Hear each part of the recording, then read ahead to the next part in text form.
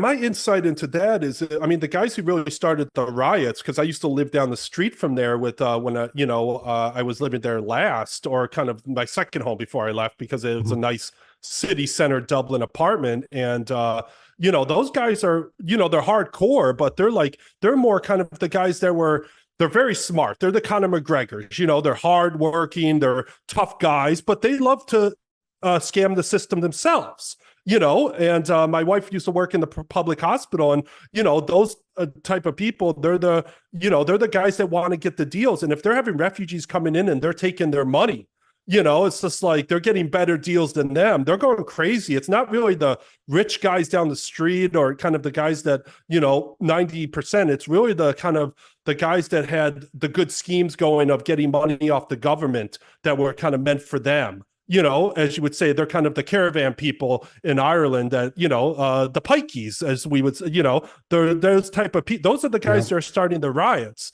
And, but they're very honest. They're very like straightforward, and they don't like what they see, because I think it's because the refugees are probably taking a big slice of their pie, because not only would they kind of get money off the Irish government, but then they would hightail it to Germany or kind of, to the EU to get more money off them. And they're just kind of, they like to suck off the system, but now they're kind of being diluted.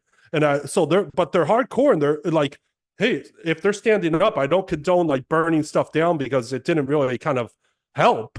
But I mean, they are kind of the guys you don't want to mess with, and they're free thinkers. Well, I think Unfortunately, there's not many of them in Ireland now. Well, I think that shows the frustration that boiled over, and maybe instead of right wing extremists, they're really kind of more working class hustler. They're going around and always got a deal going on, or there's something on the side, and they're like you said, working the system. But but they're still working. There's that hustle mentality that, hey, we're going to do things. Maybe there's things off the books, or things of that nature.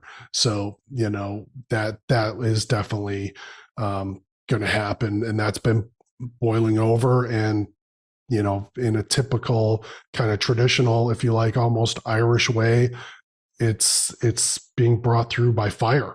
That was a weapon of the Irish when they didn't have any other weapon. We're going to set your house on fire. We're going to set this on fire.